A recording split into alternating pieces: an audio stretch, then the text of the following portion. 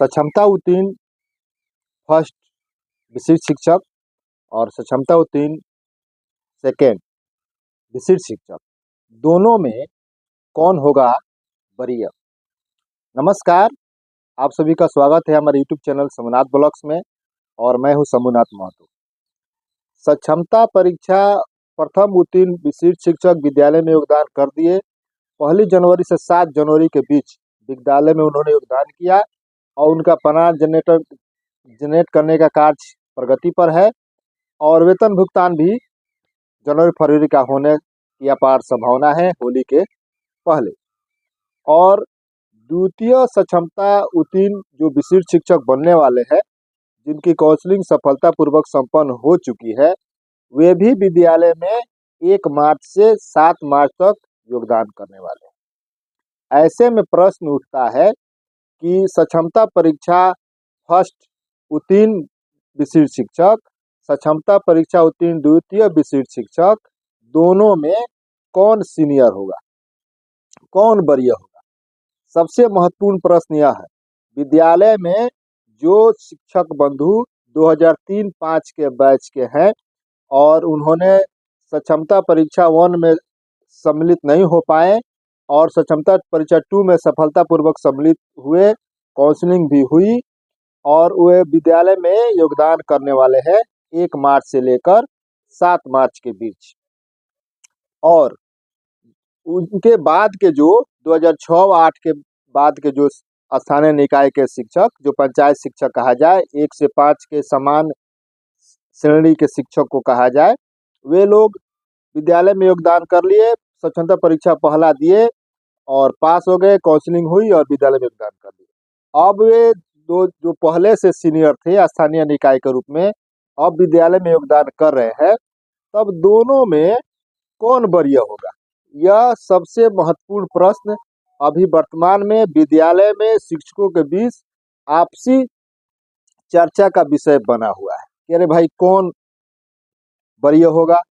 जबकि 2003-05 के जो शिक्षा मित्र बंधु थे वे वरीय थे, प्रशिक्षण उत्तीर्णता तिथि भी उनकी पहली थी, सबसे पहले उन लोगों ने जो था उनका इंक्रीमेंट भी अधिक, सभी से अधिक है और बाद वाले पहले विशिष्ट शिक्षक बन गए। अब दोनों में कौन वरीय है, कौन सीनियर है, आइए हम इसी वीडियो पर पूरे विस्तार से चर्चा करते हैं। पूरे नियम का जो नियमावली क्या कहती है, विशिष्ट शिक्षक नियमावली 2023 और जो है विधानसभा में शिक्षा मंत्री जी द्वारा क्या जवाब दिया गया है, इस पर भी हम चर्चा करेंगे।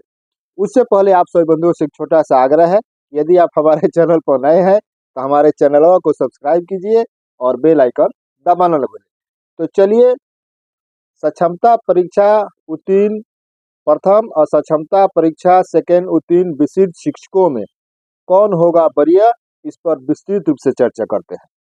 सबसे पहले हम यह चर्चा कर लेते हैं, कुछ जो तारांकित प्रश्न होते हैं उसका जवाब दिया जाता है विधानसभा विधानमंडल में, उस पर चर्चा कर लेते हैं।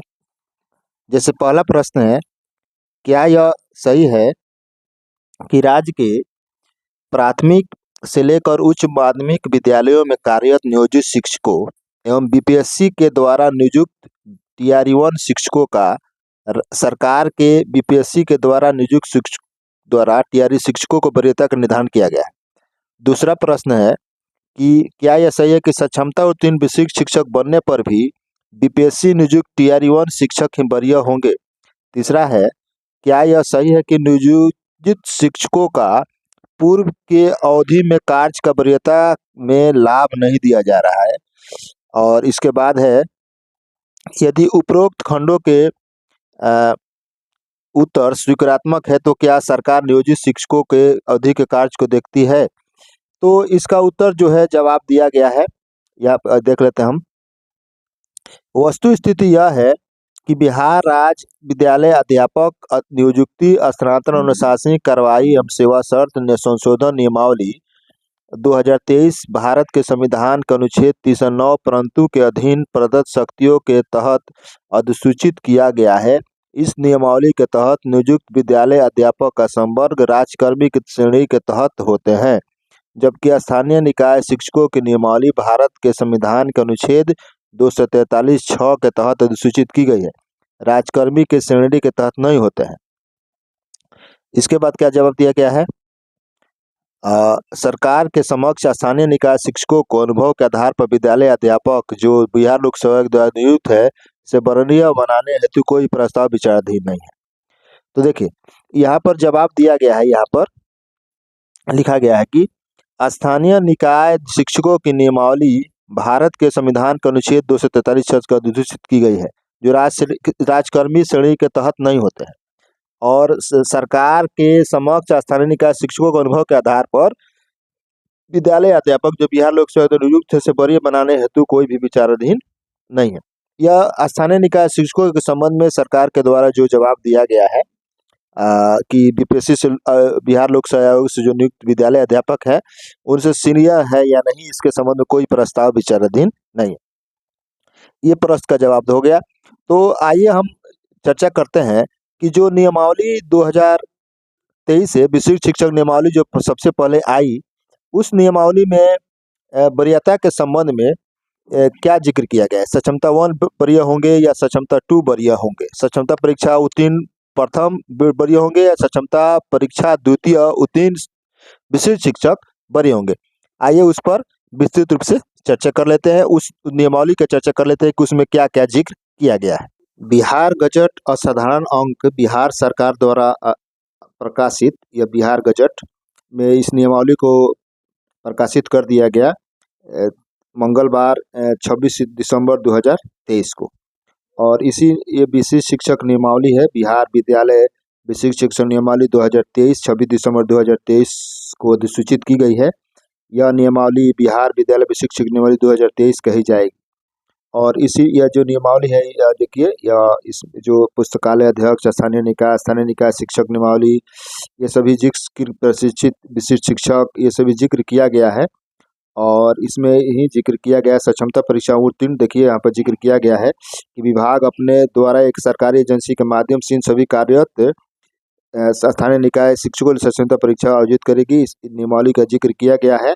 और उसके बाद आरक्षण के संबंधित इस सीधी भर्ती, उसके बाद आरक्षण का भी जो ध्यान रखने के लिए जिक्र किया गया है, और वरीयता, और यही सबसे महत्वपूर्ण बिंदु है वरीयता। इसी पर चर्चा कर लेते हैं कि वरीयता देखिए क्या लिखा है। जिला स्तर पर विशिष्ट शिक्षकों की एक वरीयता सूची संधारित की गई।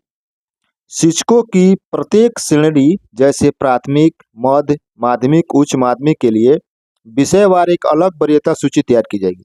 जब वरीयता की बात आती है तो उसका जिक्र किया गया है कि जिला स्तर पर विशिष्ट शिक्षकों की वरीयता सूची निर्धारित की गई, चाहे वह प्राथमिक के शिक्षक का अलग निर्धारित किया जाएगा, मध्य विद्यालय में कार्य शिक्षकों का अलग निर्धारित किया जाएगा, और माध्यमिक शिक्षकों का अलग निर्धारित किया जाएगा, और उच्च माध्यमिक शिक्षकों का विषयवार एक अलग सूची निर्धारित की। आपको बता दें कि 1 से 5 के जो विशिष्ट शिक्षक है वे सभी समान विषय के शिक्षक है, और वर्ग 6 से 8 में जैसे जैसे विषय है उसके अनुसार बहाली हुई है। 9th-10th में भी वही बात है, और इंटर में भी वही बात है। तो नियमावली के बाद देखिए क्या लिख रहा है कि स्थानीय निकाय शिक्षक ग्रुप में प्रशिक्षित वेतन प्रमाण प्राप्त करने की तिथि। दूसरा बिंदु पर चर्चा कर लेते हैं कि आज 7.2.2 क्या कहता है। विशिष्ट शिक्षकों की वरीयता निम्नलिखित मानदंडों के अनुसार तैयार की जाएगी। अब क्या क्या मानदंड निर्धारित किए गए हैं, क ख ग 4 बिंदु जिक्र किया गया है, इस चर्चा कर लेते हैं कि कौन वरीय होंगे। सक्षमता परीक्षा 1 उत्तीर्ण या सक्षमता परीक्षा 2 उत्तीर्ण, या उसके बाद भी सक्षमता 3, 4, 5 होने वाला है, और उसमें जो विद्यालय में योगदान करेंगे विशिष्ट शिक्षक, तो उनमें से कौन वरीय होंगे। आइए इस पर चर्चा कर लेते हैं। देखिए यहाँ पर लिखा गया है कि स्थानीय निकाय शिक्षक के रूप में प्रशिक्षित वेतन मान प्राप्त करने की तिथि। अब विशिष्ट शिक्षकों की वरीयता का मानदंड निर्धारित किया गया। सबसे पहला है, आप स्थान पर सबसे पहले विशिष्ट शिक्षक बनने के पहले सभी नियोजित शिक्षक स्थानीय निकाय के शिक्षक थे, और उन्होंने इग्नू द्वारा, इंदिरा गांधी राष्ट्रीय मुक्त विद्यालय द्वारा प्राथमिक शिक्षा में डिप्लोमा कार्यक्रम लाया गया, और सभी शिक्षक बंधुओं द्वारा 2 वर्षीय प्राथमिक शिक्षा में डिप्लोमा परीक्षा में कार्यक्रम में शामिल हुए, परीक्षा दिए और उत्तीर्ण हुए। उसके बाद फिर 6 माह का संवर्धन कोर्स किया गया। लेकिन इस बीच जो है हाई कोर्ट में केस हुआ, फिर सुप्रीम कोर्ट में केस चला गया। तो विशिष्ट शिक्षकों की जो माफ़ कीजिएगा, स्थानीय निकाय के जो नियोजित शिक्षक थे, उनके जो प्रशिक्षित शिक्षक बनने की जो तिथि थी, जिस तिथि को परीक्षा फल प्रकाशन किया गया इग्नू द्वारा, उस तिथि से सभी विशिष्ट शिक्षक स्थानीय निकाय के शिक्षक प्रशिक्षित शिक्षक कहे जाने लगे। यानी कि जिस तिथि को इग्नू द्वारा परीक्षा फल, अंतिम परीक्षा फल, यानी कि 3 कोर्स था उसमें, तो डीपी का अंतिम परीक्षा फल जो प्रकाशित किया गया फाइनल पर, उस पर यानी कि जो सर्टिफिकेट पर जो अंकित है, उसी अंकित तिथि के अनुसार स्थानीय निकाय के शिक्षक प्रशिक्षित शिक्षक माने जा रहे हैं। तो इसमें जिक्र किया गया है कि स्थानीय निकाय के शिक्षक रूप में प्रशिक्षित वेतनमान प्राप्त करने के लिए जिस तिथि को स्थानीय निकाय के शिक्षक प्रशिक्षित वेतनमान प्राप्त कर रहे हैं, उस तिथि से स्थानीय निकाय के शिक्षक जो सबसे पहले प्रशिक्षित वेतनमान प्राप्त कर रहा है, वह सबसे पहले आएगा।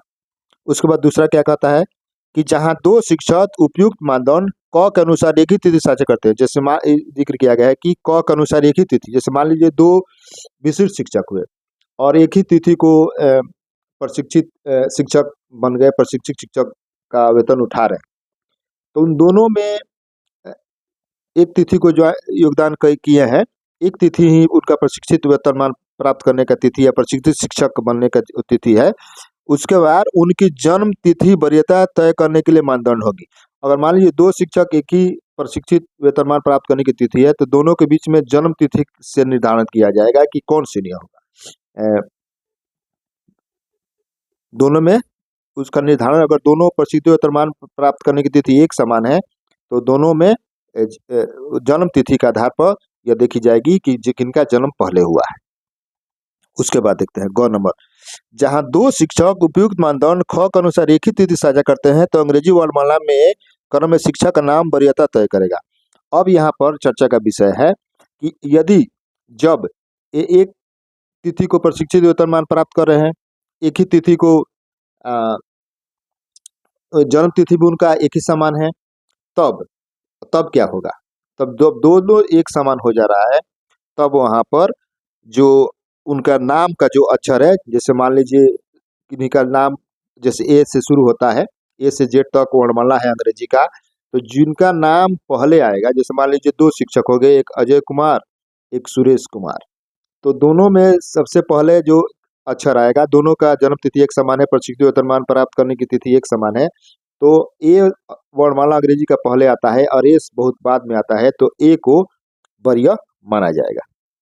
उसके बाद घ नंबर क्या कहता है, उपयुक्त मानदंडों में फिट नहीं होने वाले किसी अन्य मामले का निर्णय विभाग द्वारा किया जाए। अगर मान लीजिए और दोनों सब कुछ एक समान है और नाम में अंतर है, और वो बोल रहा है कि ऐसा नहीं होगा, ऐसे नहीं होगा, अजय कुमार बोलते हैं जैसे ए से शुरुआत होने वाले अक्षर जो कहते हैं कि हम सीनियर, एस वाले कहते हैं कि हम सीनियर, दोनों मानने को तैयार नहीं, तो ऐसी स्थिति में जो है उसका जो निर्णय लिया, वह निर्णय कौन लेगा? विभाग निर्णय लेगा।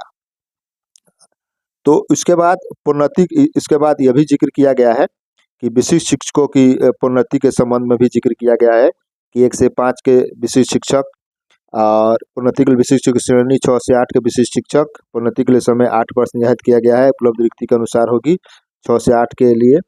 और इसी तरह से यह दावा है, और इसमें इस बात का जिक्र नहीं किया गया है कि जो है विशिष्ट प्रथम सक्षमता परीक्षा 1 विशिष्ट शिक्षक सीनियर होंगे या सक्षमता 2 उत्तीर्ण शिक्षक सीनियर होंगे, लेकिन ये जो नियमावली में जिस बात का जिक्र किया गया है, उस नियमावली के अनुसार आप अपने विवेक से निर्णय ले सकते हैं कि सक्षमता 1 उत्तीर्ण शिक्षक सीनियर होंगे या सक्षमता 2 शिक्षक सीनियर होंगे। तो आशा करते हैं कि आपको हमारा यह जानकारी अच्छा लगा होगा। इससे दोस्तों बंधुओं में शेयर कीजिए ताकि वो भी इसका लाभ उठा सके, उन्हें भी जानकारी हासिल हो सके। तब तक के लिए मिलते हैं दूसरे वीडियो में। जय हिंद, वंदे मातरम।